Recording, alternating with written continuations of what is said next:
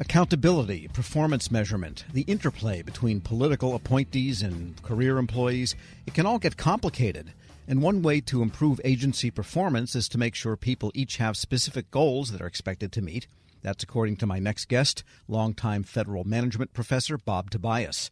And Bob, you're kind of upset with people that don't really understand that firing large numbers of so-called, quote, unelected bureaucrats is the way to help performance in the government and help deliver services better. Yes, Tom, I think that's it. You know, we often hear that it's necessary to hold federal employees accountable. When we hear that, the focus is more often than not on non-manager civil service employees.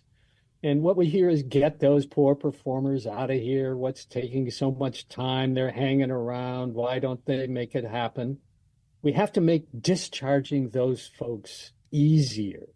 But I suggest that firing non-manager federal employees will not stimulate more individual performance, and it will not result in more overall better performance in the federal government.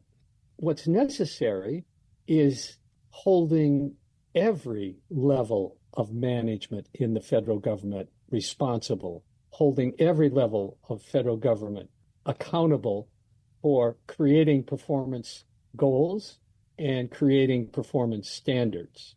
A recent National Academy of Public Administration paper written by Jeffrey Neal defined accountability as managers at each government level being responsible for defining specific tasks to be performed. They are answerable to someone for accomplishing those tasks, experience consequences for failure to perform the tasks, and receive rewards for exceptional work. Pretty clear, pretty simple, pretty understandable. But the problem is who at each level is responsible. And if we follow those who say we ought to run the government like a business, every single creative, profitable private sector business has top to bottom alignment of performance goals and objectives and holds each level responsible for successfully dealing with poor performers.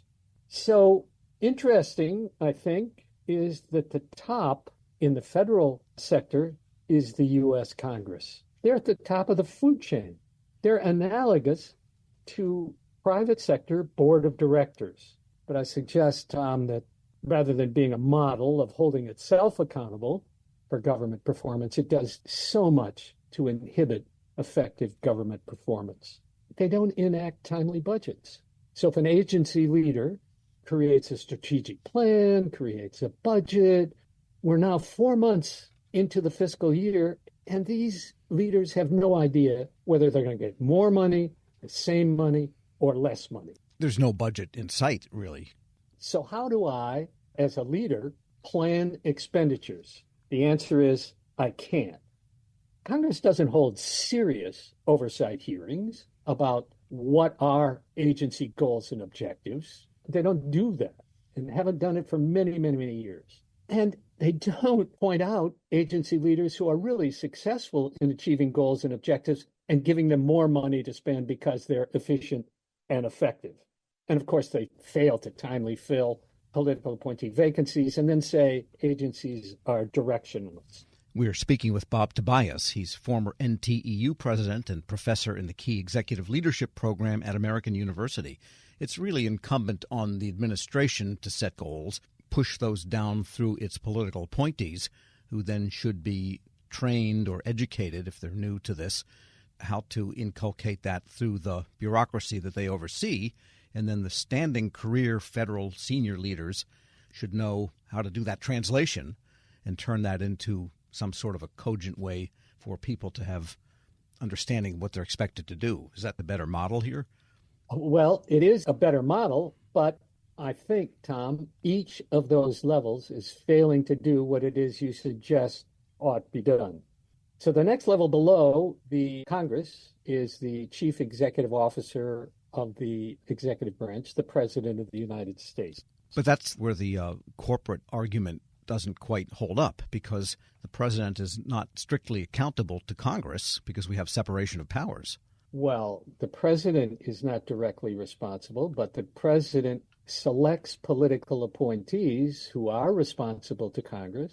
And I suggest that no political appointee, certainly in my many years, has ever been asked to resign for failing to achieve performance goals and objectives, ever. And a president who is really serious about accountability and performance goals at the beginning of an administration would say, I'm going to nominate you for a political appointee position, but be advised that on an annual basis, I'm going to evaluate whether you achieve agency goals and objectives. And if you don't, I'm going to ask you to resign. So yes, the president is not directly responsible, but he or she is responsible for implementing legislative goals and implementing the policy goals of an administration. And then you get to the next level, political appointees. They're responsible for setting performance goals, and yet the 2023 Federal Employee Viewpoint Survey tells us that only 66% of federal employees agree that managers communicate the goals of the organization, 66%. And only 45% of federal workers agree with the statement, in my work unit, differences in performance are recognized in a meaningful way. So if I don't know what the standard is, and I can't differentiate my performance from another, how can I hold anyone accountable for failing to achieve an undefined task?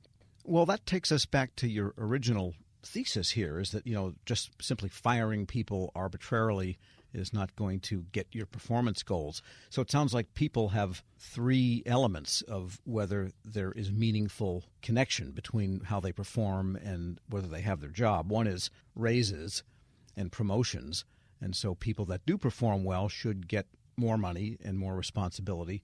Those that aren't horrible or damaging maybe but are useful to the organization, well, they don't get a promotion, they get the standard raise every year. And if people are not meeting the basic goals, then you have to let them go. And it's actually not as difficult as people often make it out to be in the federal government. And we know that there's, I think it's 15,000 or so people are fired every year from the federal government. But when there is no discretion in how much of a compensation change someone can get, it's kind of hard to tie performance to compensation. Everybody gets the same 4.2% or whatever it was this year, as opposed to I've got a pool of 4%. I'm going to give these people, this lady was fantastic. She's going to get 8%. This guy was marginal. He's going to get 0.5%. Well, the fact is, Tom, that agencies do have discretion to provide annual awards for people who perform exceptionally. And how those awards are made is really part of this issue. Because if the goal is not clear and you get an award and I don't, I'm saying, how come old Tom got that award? I did more than he did, and yet neither one of us have measurable goals. So I conclude that you must, Tom, you must be liked by your supervisor, and I'm hated. Yeah, arbitrary and capricious. That's the worst thing to feel about an organization. So your bottom line advice for the POLITs and the Senior Executive Service? Well, the Senior Executive Service, I wish they would take more responsibility, but only half of federal employees believe their senior leaders generate high levels of motivation, and only 62% believe their senior leaders maintain high levels of honesty and integrity. So those folks aren't doing their job. So this idea of creating performance goals, performance standards, measuring work is not an easy task. And it's not well done in the private sector either. 95% of private sector managers in a recent Gallup poll said they're unsatisfied with their organization's performance review systems. But what's clear is creating an accountable performance managing system cannot be solved by scapegoating non-manager federal employees by making it easier to fire them. They live in an unaccountable system, Tom. Bob Tobias is former NTEU president and also professor in the Key Executive Leadership Program at American University. Let's hope they're listening. Thanks for joining me. Thank you very much, Tom. My pleasure. We'll post this interview at federalnewsnetwork.com/Federal Drive. Hear the Federal Drive on your schedule. Subscribe wherever you get your podcasts.